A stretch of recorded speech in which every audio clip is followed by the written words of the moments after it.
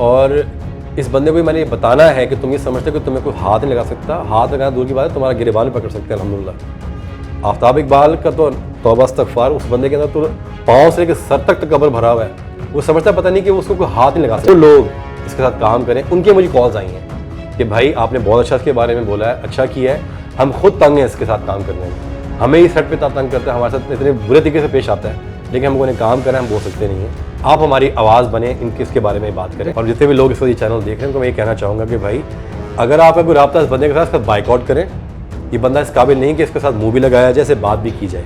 इसको उसकी औकात याद दिलानी है कि तुम कहाँ से चले हो, तुम कहाँ आए हो और तुम कर क्या रहे हो। लोगों का तुमने हक खाया है, तुम लोगों के साथ तुमने 2 नंबरी की है, तुम एक 2 नंबर इंसान हो। कि ये बंदा बेसिकली इसका पैटर्न है कि ये करता क्या है कि ये अपने आप को ऊपर दिखाने के लिए, सस्ती शोहरत पाने के लिए ये चीज़ों को डिग्रेड करता है। लेकिन ये भूल जाता है कि अल्लाह ताला की ज़ात ऊपर बैठी हुई है। तुम किस, देखो आपने बात अभी की कि सहाबा कराम के, यार तुम ये तो सोचो तो कि तुम किन के बारे में बोल रहे हो यार, खुदा का नाम है।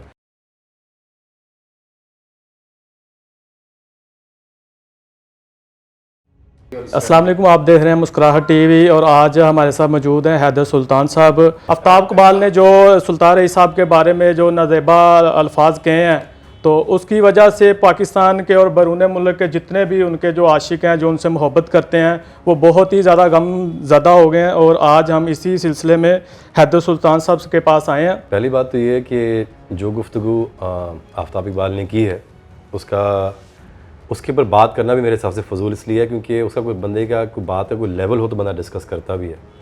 लेकिन क्योंकि उसने की इतने बड़े इंसान के बारे में, सुल्तान रईस साहब के बारे में उसने की है, तो इसलिए उसका जवाब देना तो मेरा बनता है। बात देखें ये है कि मैं एज अ पर्सन किसी को पसंद करूँ ना पसंद करूँ वो मेरी मर्ज़ी है, ये हर किसी का हक है जी। इसी तरह आप किसी एक्टर को पसंद करें ना करें आपका हक है, ठीक हो गया। लेकिन उसके बाद जो उसने अल्फाज इस्तेमाल किए हैं, वो जो उसने अपने घटियापन का उसने मुजाहरा किया है, ये बात कह के, इस बात के ऊपर सब लोग गर्म है उसके ऊपर कि उसको इस तरह के अल्फाज सुल्तान रईस साहब के बारे में, तुम ये तो 2 मिनट की सोचो कि तुम बात किसके बारे में कर रहे हो, तुम कह क्या रहे हो। लेकिन देखिए ना, जिस तरह वो अपने प्रोग्राम में अक्सर वो अल्फाजों का चुनाव बताते हैं, जी ये अल्फाज इस तरह है, ये इस तरह, लेकिन जब वो किसी हस्ती के बारे में बात करते हैं, किसी शख्सियत के बारे में बात करते हैं, क्योंकि सुल्तान रईस एक सुपरस्टार नहीं थे, वो शख्सियत थे। तो जब वो कभी सहाबा कराम की शान में बात कर देते हैं, उनके खिलाफ बात करते हैं, कभी सलाहुद्दीन अय्यूबी के बारे में, उस वक्त इनके पास अल्फाज कहाँ जाते हैं। बात ये है कि ये जो आप आफ्ताब इकबाल के बारे में कह रहे हैं कि उसने सहाबा कराम के बारे में ऐसे बोला, मुझे ये सारी बातें उसके बारे में सुनने में अब मिल रही हैं कि ये बंदा बेसिकली इसका पैटर्न है कि ये करता क्या है कि ये अपने आप को ऊपर दिखाने के लिए, सस्ती शोहरत पाने के लिए ये चीज़ों को डिग्रेड करता है। लेकिन ये भूल जाता है कि अल्लाह ताला की ज़ात ऊपर बैठी हुई है। तुम किस, देखो आपने बात अभी की कि सहाबा कराम के, यार तुम ये तो सोचो तो कि तुम किन के बारे में बोल रहे हो यार, खुदा का नाम है।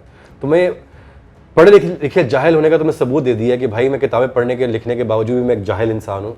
मैंने इनके बारे में अगर बोला, ये एक पैटर्न है इसका कि हर किसी के बारे में कोई ना कोई बात करता रहता है। जो लोग इसके साथ काम करें, उनके मुझे कॉल्स आई हैं कि भाई आपने बहुत अच्छा इसके बारे में बोला है, अच्छा किया है, हम खुद तंग हैं इसके साथ काम करने में, हमें ही सेट पे तंग करता है, हमारे साथ इतने बुरे तरीके से पेश आता है, लेकिन हमको उन्हें काम करें, हम बोल सकते नहीं हैं। आप हमारी आवाज़ बने, इनके इसके बारे में बात करें। देखिए, जितना वो अपने आप को वो शो करता है कि मैं बहुत ज़्यादा इल्म रखता हूँ, तो उस लिहाज से ये ऐसे अल्फाज इस्तेमाल करना या ऐसा वो शोहरत के लिए आगे आना, ये बात वही मैं कह रहा हूँ ना कि उसने ये बात साबित कर दी ना कि वो अपनी शोहरत पाने के लिए कुछ भी कर सकता है। बात ये है कि ऐसे इंसान को मेरे हिसाब से तो उस चैनल को चाहिए कि निकाल के बाहर करे। कल को उस चैनल को वो नुकसान देगा, उन चैनल वालों को लगेगा पता कि जब कोई बड़ी जगह से आगे को अप्रोच पड़ेगी उसके ऊपर कि हाँ जी ये ऐसे गलत बात कर दी है, तो फिर चैनल वालों को वक्ता पड़ जाना है कि यार हमने किसको हायर कर लिया हुआ है। सुल्तान रईस साहब क्योंकि वो एक सुपरस्टार नहीं थे, वो बहुत बड़ी शख्सियत थे। अगर आप इसकी ज़िंदगी में से खबरनाक निकाल दें तो उसके पास कुछ भी नहीं है, बिल्कुल ऐसे ही है। वेला ये बात यह है कि सुल्तान रईस साहब ने इतना अरसा काम करके जो सुपरस्टार का एक टाइटल था ना, वो अपने साथ ही ले गए। उसके बाद किसी को नसीब नहीं हुआ। मैं उनका बेटा बैठा हूँ, मैं कह रहा हूँ कि मैं भी अगर इतनी मेहनत करूँ शायद मुझे भी नसीब नहीं हो। लेकिन बात यह है कि अगर एक बंदे ने इतना काम किया है, इतना कुछ अपने लिए, दुनिया के लिए, लोगों के लिए किया है, अल्हम्दुलिल्लाह सब जानते हैं, पूरी दुनिया जानती है कि सुल्तान रईस साहब ने क्या क्या किया, किस किस के लिए किया।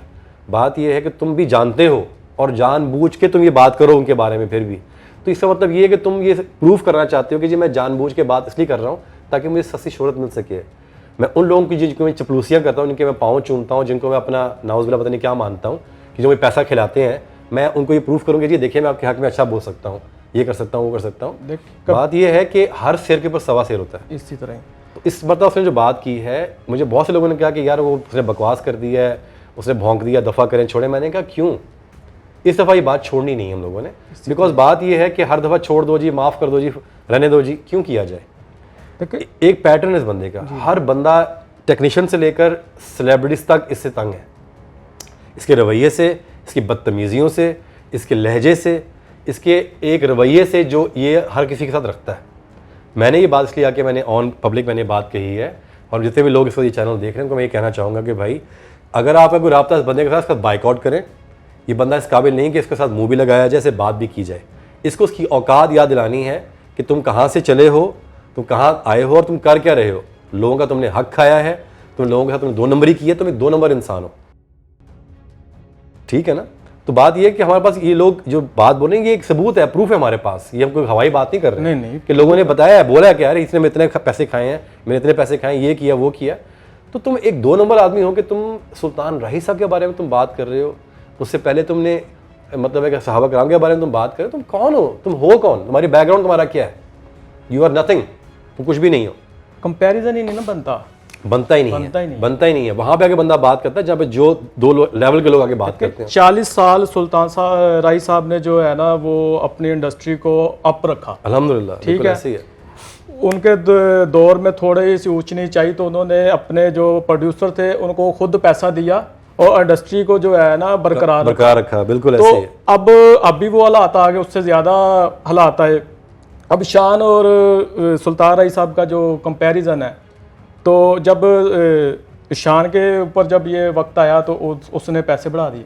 बिल्कुल ऐसे ही है। और देखिए बात मैंने कल भी मैंने बात की थी कि सुल्तान राही साहब का और शान का कंपैरिजन इस तरह से है कि सूरज को चिराग दिखाने के बराबर है। तो बात ये है कि शान का ठीक है अपना एक टर्न्योर रहा जो भी उसने किया, लेकिन बात यह है कि इंडस्ट्री के लिए उन लोगों ने क्या किया, कुछ भी नहीं किया।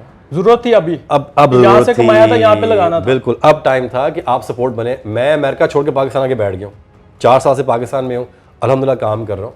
मुझे क्या ज़रूरत है करने की, ज़रूरत इसलिए है कि ये मेरी एक सेकंड फैमिली है। इंडस्ट्री ने ही हमें सब कुछ दिया है। अब मेरा वक्त आया है तो मैं पीछे हट जाऊँ? नहीं। अबू जी भी अगर होते इस वक्त तो उन्होंने यही करना था। तो बात यह है कि हमने तो उसे तरबियत ये हासिल की है कि बेटा किसी के अगर आप काम आ सकते हो उसे काम आओ और आजिज़ी में रहो, कभी अपना तकब्बर मत लेकर आओ। आफ्ताब इकबाल का तो तौबा इस्तग़फ़ार, उस बंदे के अंदर तो पाँव से लेकर सर तक तकब्बर भरा हुआ है। वो समझता पता नहीं कि उसको कोई हाथ नहीं लगा सकता। अजीब सी ना वो एक क्या कहते हैं उसको कि अपने आप में वो एक फ़्रौन होता है। ऐसे ही है, बिल्कुल ऐसे ही है। और ये बात मैं जैसे जैसे ये बात खुल रही है और लोग मुझे अप्रोच कर रहे हैं, कल से मुझे इतनी कॉलें आई जा रही हैं इस बंदे के बारे में, और हर बंदा इसके बारे में बुराई बोल रहा है। सुल्तान राही साहब के बारे में जो बोला उसके बारे में वो उसको कंडेम कर रहे हैं, मजम्मत कर रहे हैं इस बात के बारे में। लेकिन इसकी और जो बातें मेरे सामने आ रही हैं, मैं परेशान हूँ कि किसी ने पहले कभी इस बंदे के बारे में क्यों नहीं कोई बात की। लोग मुझे कह रहे हैं कि भाई आपने हमारी बात उठानी है, हमारे बारे में बात करनी है, हम चाहते हैं कि आपके ज़रिए बात लोगों तक पहुँचे। और मैं करूँगा इंशाअल्लाह अनकरीब। मैंने एक बड़ी प्रेस कॉन्फ्रेंस मैंने करनी है, अरेंज करनी है, उसमें ये बात मैं उठाऊँगा कि इस बंदे ने जो लोग 2 नंबरी की है उनके पैसे वापस करे, जो लोगों के साथ इसने हक खाया उनके पैसे वापस करे। अपने पर मल मार के लोगों की चीज़ों के ऊपर बैठ गया हुआ है, समझता कि अपने आप को 2 नंबर तो याद नहीं। मैं जानता हूँ बेसिकली बात, लेकिन ये आती है कि चैनल वाले भी जानते हैं कि क्या है क्या नहीं है। तो जो एक्सप्रेस न्यूज़ के जो चैनल के ऊपर जो बंदे बैठे हुए हैं, जो उनके बड़े बॉस बैठे हुए हैं, उनको इस बात को देखना चाहिए, समझना चाहिए कि यार ये बंदा हमारे साथ कर क्या रहा है, हमारे चैनल के लिए कितना नुकसानदेह साबित हो रहा है। ऐसे कोई 4-5 कमेंट्स इसने किसी और के बारे में कर दिए तो लोगों ने उठा के इसको बाहर फेंक देना है, देखिए पीछे रह गया जाता है। वही तो मैं कह रहा हूँ ना। इसलिए अभी भी चैनल वालों को चाहिए कि थोड़ा सोच समझ के फैसला लें और इस बंदे को फारिग कराएं। ये इस काबिल ही नहीं है कि उस चैनल पे बैठे हो कोई और बात करे। तो आगे आपने कानूनी कार्रवाई करने का वो फैसला किया? इंशाल्लाह ताला मेरे माइंड में 2 चीज़ें हैं, वो मैं इंशाल्लाह प्रेस कॉन्फ्रेंस करूँगा, उसमें मैं डिस्कस करूँगा। और इस बंदे को मैंने ये बताना है कि तुम ये समझते हो कि तुम्हें कोई हाथ नहीं लगा सकता। हाथ लगाना दूर की बात है, तुम्हारा गिरेबान पकड़ सकते हैं अल्हम्दुलिल्लाह, तुम्हें उठा के नीचे फेंक सकते हैं, लेकिन हम तरीके से आना चाहते हैं तुम्हारी तरफ। पब्लिकली आके बंदा पहली बात माफ़ी मांगे कि इसने जो बात अभी अबू जी के बारे में कही है, और दूसरी बात यह है कि इसने जो 2 नंबरियाँ की हैं उनको एक्सेप्ट करे और चैनल वाले जो उनसे हैं इसको फारिग करें, क्योंकि ये इस काबिल नहीं है, इसका कोई लेवल नहीं है कि बैठ के किसी के बारे में भी, चाहे वो अबू जी हैं चाहे वो XYZ कोई भी है, कि बैठ के उनके बारे में ये बोले जी कि मैं जो बोल रहा हूँ वो ठीक है, मैं जो कह रहा हूँ वो सही है। नहीं, तुम्हारी अथॉरिटी नहीं है। अथॉरिटी होती है, जैसे प्राइम मिनिस्टर है उसकी अथॉरिटी है, प्रेसिडेंट है उसकी अथॉरिटी है, तुम तो कोई चीज़ ही नहीं हो, कुछ भी नहीं, 2 नंबर आदमी हो तुम, लोगों के पैसे खा के बैठे हुए हो। 2 नंबर बंदा है। तो मेरी आपसे गुजारिश ये है कि उस बंदे ने खुदारा सहाबा कराम की शान में गुस्ताखी की है, उस लिहाज से ही आप उन्हें जो है ना अनफॉलो करें, ताकि आप कुछ सबूत दे सकें। इस तरह के बंदे को नहीं प्रमोट करना चाहिए। देखिए हैदर भाई, एक बात मेरे जहन में आई, पाकिस्तान में पता नहीं अजीब ही कंसेप्ट है कि जो जितना झूठा इंसान होता है ना हम लोग उसको उतना प्रमोट करते हैं और ऊपर तक ले जाते हैं, यहाँ तक कि प्राइम मिनिस्टर तक ले जाते हैं, और जो जितनी फाशी फैलाती है उसको हम कौम की बेटी बना देते हैं। तो लिहाजा यार, तो आप लोगों के सामने हाथ जुड़े हैं, तो ज़रा खुदारा इसे ज़रा प्रेज़ करें। इसके साथ ही मुझे इजाज़त दें। अल्लाह हाफिज़।